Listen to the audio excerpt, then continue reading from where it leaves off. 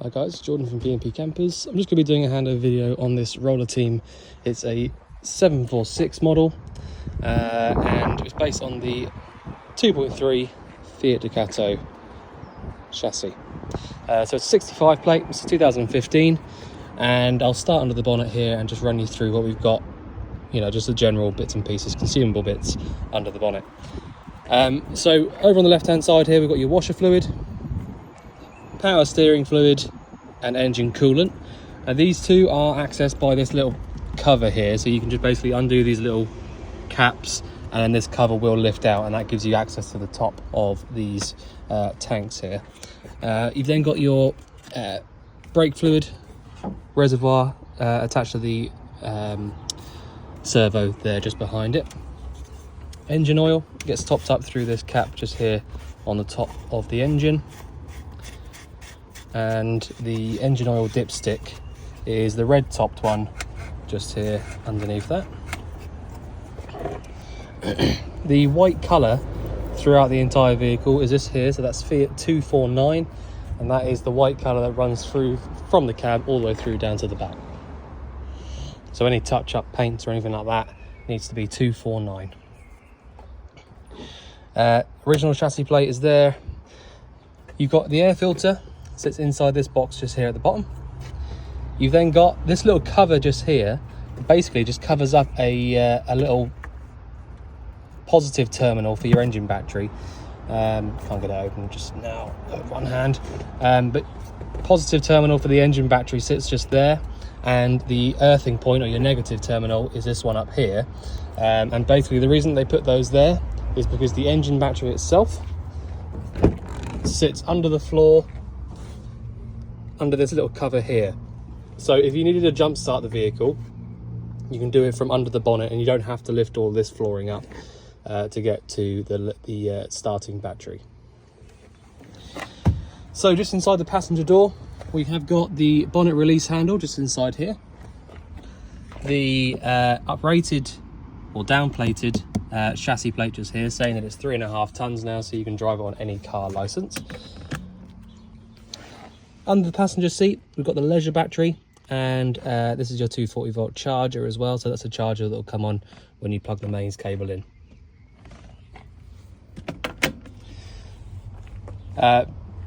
Both of these front seats, in fact, just have a little look. Might not be actually. No, they're not. I was going to say they're swivel seats, but they're not, because of the layout in the van. They don't actually need to swivel, which would be why they haven't fitted them as swivel bases. So just behind the passenger door here, we've got the diesel filling point. You will need the ignition key to get that to open up. And then I'll carry on towards the back on the near side. So we've got the freshwater filling point just here. So you can take that cap out there, that will fill up your freshwater tank. Whoop. Pop that back in properly. Might need to do it in a minute when I've got a spare hand.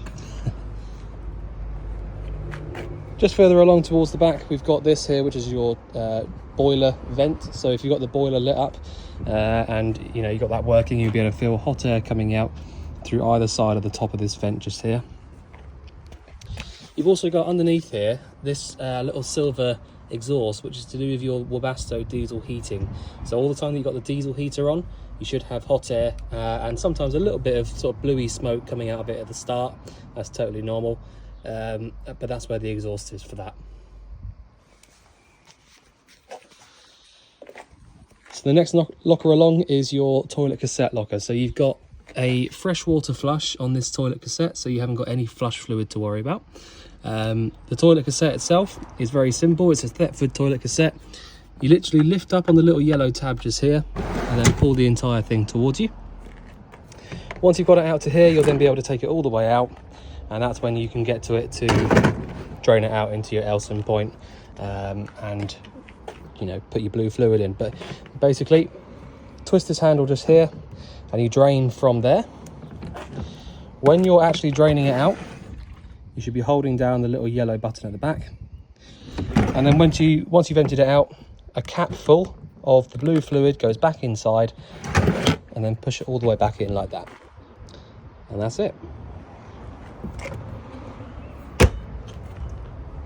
So the last locker on this near side is the access on this side for the garage. So you have got access on both sides for the garage. As you can see, even though it's a U-shaped lounge in the back of the vehicle, you still get this really good sized garage. It does go in a little bit just there as well, giving you some extra space. So yeah, absolutely stacks of storage through here. As I say, it's normally the vans that have got like a double bed layout at the back that you get a big garage on. But yeah, so very good layout for storage. So at the back of the van, got the 3-bike rack. You can, if you want to, you can extend these out a little bit and make it a 4.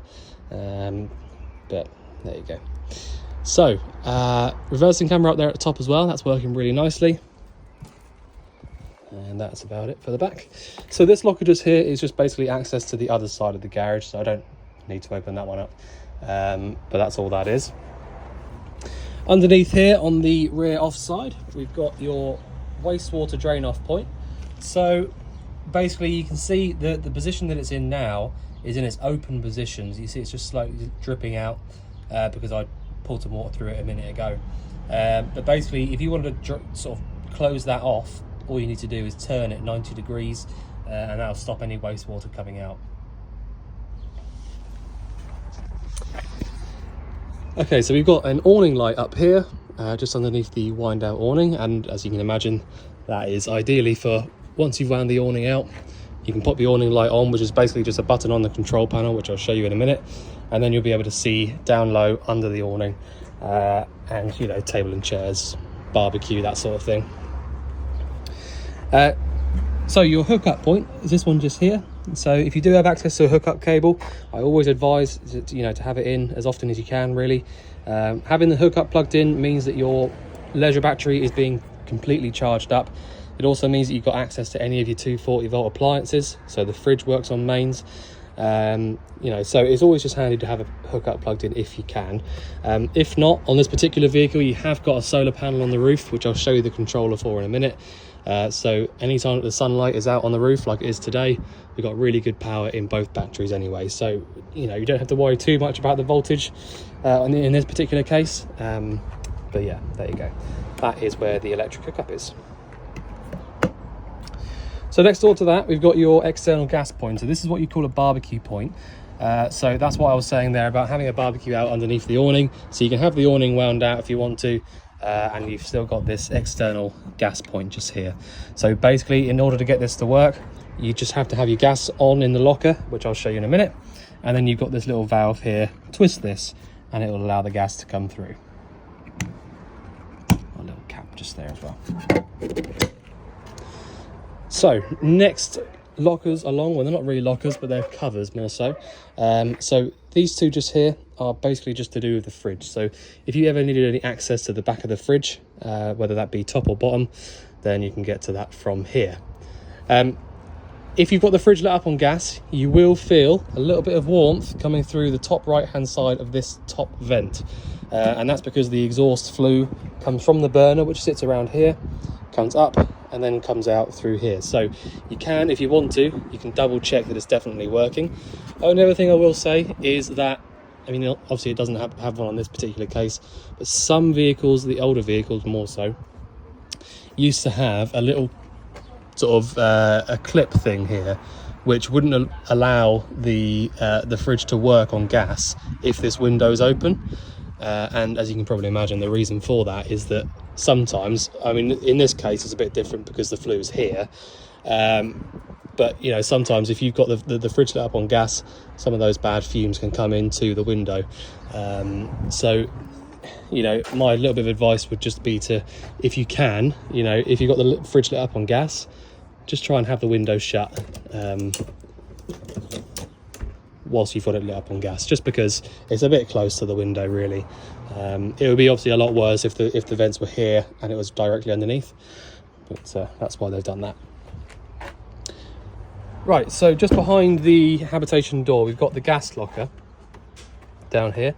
So you have got space in here for a couple of 15 or 13 kilo propane bottles, because you can see the different sized rings here. So basically the outer ring is the size of a 13 kilo propane bottle. 13s are a little bit over the top a lot of the time. You know, these are the sort of industry standard 6 kilo propane bottles, but you know, you've got the option there if you should need it. So to use the gas, basically all you need to know is you go anti-clockwise around to the left. That turns the bottle on. And if you want to turn the gas bottle off, you just go all the way down, round, clockwise, round to the right. All of the stuff on the regulator at the back just there is all just to do with our sort of testing purposes. So you haven't got to do anything with that. All you need to know really is you've got 5 years on this pigtail hose. So you've got till 28 to replace that pigtail hose. You've also got just inside here, this is basically, you've had at some point in the van's life, it's had like an air assisted suspension thing fitted. So just basically just keep your eye on that little gauge in there, make sure it doesn't go down to 0. It's just basically air assisting towards the back, so you can fill that up from there if you want to. A lot of motorhomes have that, to be honest, especially these slightly heavier ones, or slightly longer ones really. The habitation door has got a nice catch just here, so when you open the door up, it will come over and catch nice and strong inside there. Looks like we've replaced it on the hab check. Okay, so I'm just going to jump in now and show you what we've got going on inside. So as I said, the layout in here is a U lounge at the back, and the bed layout, I'll just briefly show you. Essentially all you have to do is pull this handle just here, and all of these slats, I'll just do that, all of these slats will come forward like that, and then you essentially just pull that out all the way to the front just here, and then you've got yourself a massive double bed. So really handy layout there, super sort of sociable layout, so you can have a nice big table at the back there, easily have 6 people sat around that. So there you go. You have also got the diner area in the front, which does also make up into a double bed, so you can use this table, fold it half height and sit it down, and then pull the cushions basically together in the middle to make a big double bed here. And your sixth berth is up here across the over the cab, so you've got a massive double bed up there as well, held up tight with the little seatbelt clasp up there, but you have got them on, it's on the gas struts here, so it's going to hold itself up anyway, but the seatbelt thing's just like a little safety thing for whilst you're driving. So first thing I'm going to run you through is going to be the control panel. So the control panel itself is unbelievably simple. Some of the newer control panels are a little bit overcomplicated, but these ones are really good. So you've literally got a main power switch just here. When you turn that power switch on, it will come up with a couple of lights over here, and then they'll go out. You've then got, top left, we've got internal temperature. So 27 degrees, it's very hot today. And the external temperature, it says optional. When this was fitted, it wouldn't have been fitted with that option, is what it's trying to say. So you've only got the internal temperature option on here. Freshwater level is telling us 33% in the fresh tank. Press it again and that's going to show us the waste tank. So that is completely empty for the waste and a third full for the fresh. We've then got battery voltage in the engine battery, which is this one here, and that's going to show us 13.3. So because, as I said, we've got the solar panel on here, which is from this little controller inside this cupboard, the engine battery is being charged up as we speak via that solar panel, which is why it's on about 13.5 volts, because, you know, a normal resting rate is about 12 to 12.5. So that is a very good voltage. The one next door to this is our leisure battery voltage, and we can see there even higher on 13.6.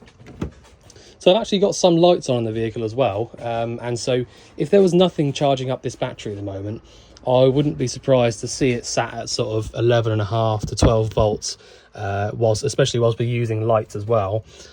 So the fact that this leisure battery is on 13.6 is telling me that that solar panel is doing a really good job.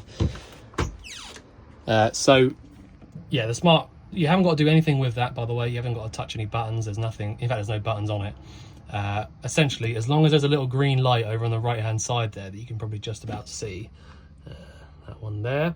As long as that light is on there, it's just telling you that it's working, basically. So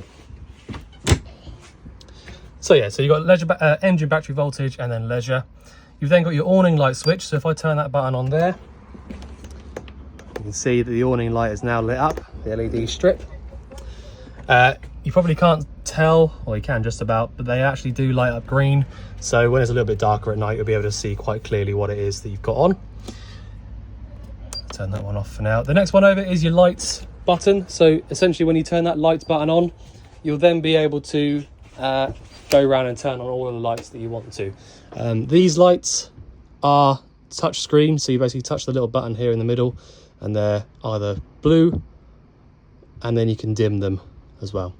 They're not flashing in real life, by the way. It's just the camera, the shutter speed on the camera, can't work it out. So you've then got the the water pump. So when you turn this water pump on, because you've got an inline pump in here, normally, if you haven't already been in the van and pressurized it, when you turn that pump on for the first time, it will normally run the pump for a few seconds or so, just until it gets up to its desired pressure. So the idea behind inline pumps is that they will not turn themselves off until they're up to a certain pressure. So basically, if your boiler isn't full of water, or if you've got a leak somewhere or something like that, then the pump will basically just run on and run on and run on and won't ever turn itself off. So the beauty behind that is that obviously you can tell straight away whether something's wrong, or if you haven't got enough water in your fresh tank, then that obviously will just run on and run on because it won't be able to get to pressure. But yeah, that's the idea behind that. So essentially, when you come into the vehicle, if you want to just make sure that your boiler is full of water, all you have to do is come over to the sink just here, turn the tap down to the bottom here, and just draw it through on the cold side.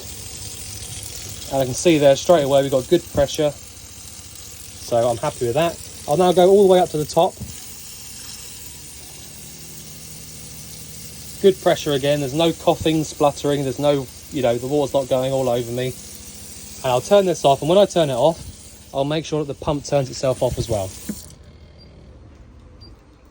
There you go. So the pump turned itself straight off.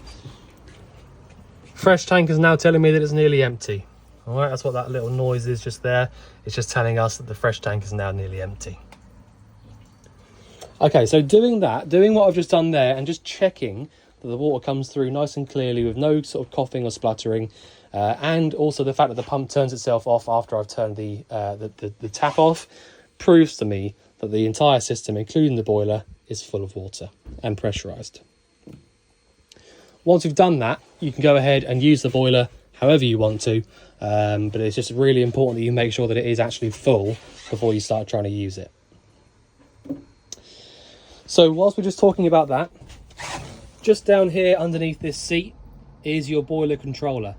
So if you want to use the boiler, it's gas only, and all you have to do is press up or down, and that's going to give you either 50 or 70 degrees of hot water. And that literally is all you have to do. As long as you've got the gas turned on in the cupboard and you've made sure that the boiler is definitely full of water, you can go ahead and use that button from there. That's it. That's all you have to do. The only other one thing you have to make sure of is that the cover is off on the outside. So I showed you where the vent was on the outside. You just have to make sure that the cover has been taken off. It's not going to be catastrophic if you don't do that. It's just that it won't work. It will not light up if you've got the cover on the outside. So next appliance, I'm going to run you through the fridge now. So this is a Thetford fridge. You can see inside the fridge here we've got a freezer compartment at the top, and then the rest of it is just a normal fridge. So again, very, very simple how to use this, but sometimes if you haven't done one of these before, it can be a little bit sort of difficult to get your head around, some people find. But essentially what we've got is if I turn the fridge off completely actually, When the fridge is on, if it's working and it's on, you're going to have a little green light in this little switch just here. So let me just zoom in a little bit. So I'm going to turn this off quickly. Green light goes out, and I heard the gas go off as well. So that's the fridge now completely turned off. So when I turn the fridge on, if I just show you, I'm going to press and hold on this button, and if you see what happens here, all the lights come on, and then it chooses whichever energy I had on last, it chooses that one. Okay, so it's chosen gas because that's the energy that I was on just before I turned it off. So the idea behind how to use this, sorry, I've got a little frog in my throat. So you've essentially got this little button just here. So if you press and hold on that one, it now brings up whatever energy we're on, it starts flashing. Okay, so all I have to do from there is I can then go through and change what energy I want to use just by flicking through, basically. So we've got 240 volt, so hookup, 12 volt, which is for when you're driving only, and gas. So because the gas is the only thing that I've got on right now, I have to select gas. So select that one. It's now going to start flashing over here, and I can adjust the temperature of the fridge from there, and I'll press OK again. So now that I've done that, both of these have stopped flashing, and the fridge is now going to do its thing, and it will light the gas up for me. So that's how you use it on the gas. If I wanted to use it on the mains, so if I did have a mains cable plugged in, I can press and hold here, select mains, press OK and OK again. It's going to start flashing at me and probably give us a fault code in a sec, but that's because the mains isn't plugged in. So if the mains was plugged in, I would do exactly what I've just done there, and it would stay solid. But for the time being, as I said, I have to use it on the gas. So the 12 volt, which is the only other one there, which I said about, which is the little battery symbol one. The idea behind that is that you have to get the fridge cold first before you leave. So say if you're going to go away tomorrow morning, I would recommend coming out the night before to your fridge, filling it up with all your stuff, and either selecting gas or 240 volt mains. And then when you've left it on overnight with all your stuff in it, when you come back out into the vehicle the next morning, all you have to do is select the 12 volt symbol on there, and then as you start the engine up and drive off, it will start to keep the fridge cold whilst you're driving. So the reason that works, and the reason that you have to use it like that, without trying to bore you too much about it, is that basically the fridge will only work when the engine's running, because it's actually a physical cable that runs from the engine battery or from the engine through to the leisure battery and to the fridge. So if I try and select 12 volt here, so if I just do this now, it should do exactly what happened when we did the mains and start flashing. There you go. So the reason for that, so the mains problem, when I tried to use it on the mains, that's because it realised there's no mains power there, you know, because there's no mains hookup plugged in. It's exactly the same idea with the 12 volt. It's recognising that the engine isn't running, and that cable that runs to it for the 12 volt hasn't got any power, so it cannot work. So the 12 volt isn't really strong enough to get the fridge cold by itself. So if you selected 12 volt and drove off and you hadn't pre-cooled the fridge before you left, it's going to be, you know, cool at least, at the most. You know, it's not going to be cold in there. It's just going to be cool. So it is just quite important that you make sure that you cool the fridge down on gas or 240 volt electric before you leave, and then switch over to 12 volt just for when you're driving. So just briefly as well, when I was saying about the cable that runs through from the engine, you've also got, in relation to that same sort of cable there, something called a D+ signal, which is basically when you start and run the engine, because the engine's alternator is charging up the vehicle battery, like any car does, you know, this would have been fitted with that from new out of the Fiat factory. When they convert them, they also fit a D+ signal, which means that all the time that your engine's running and you're driving, the leisure battery is also being charged up from the engine. So, you know, not only are you able to keep the fridge cold whilst you drive via the engine, you also get the leisure battery being charged up at the same time as well. So it's another nice feature that proper brands like this one have from standard. So Fridge, yeah, so the next thing I'm going to show you is going to be your heating. So as I said, outside you've got a Webasto diesel heater. So literally all you need to have in order to get this to work is enough power in your leisure battery. We've got absolutely plenty there, so anything above about 12 volts is going to be fine for that. And then all you need to do, oh, and also a little bit of diesel in your fuel tank is the only other thing. All you have to do from there is turn this dial. So literally turn the dial. This also doubles up as a thermostat, which is what this little black thing is here next door to it. So if it's a really hot day outside, which it is, you know, you have to turn this right, you know, quite a way up in order to get it to work. But that is literally all you have to do. That's all you have to do to get this diesel heater to work. And after about, you know, 10 minutes or so, you'll have nice hot air pumping out through any of these little circular vents around the vehicle. So for now, because it's 27 degrees in here, I'm going to turn that off because that's the last thing I want on. But that is how you use the diesel heating.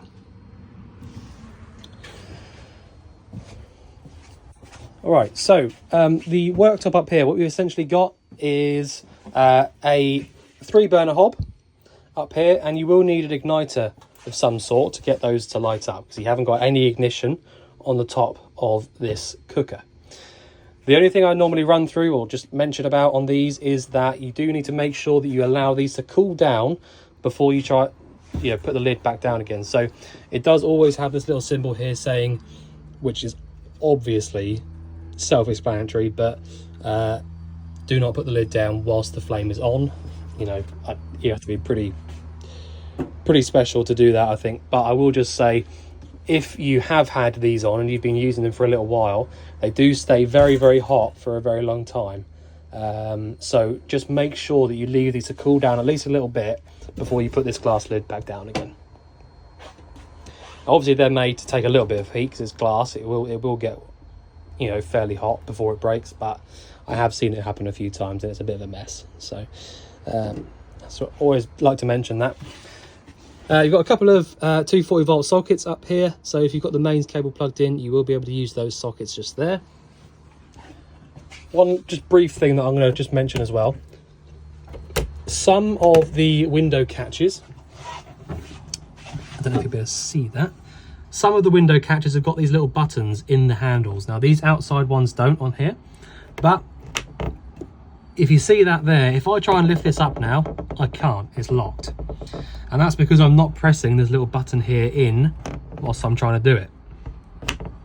Okay, so it's just basically a little safety thing, but just try your best not to yank it up. If you find that you can't pull it up, just make sure that you've got that button pressed in before you start trying to yank it, because it will just break off. They're not particularly strong if you don't use them properly.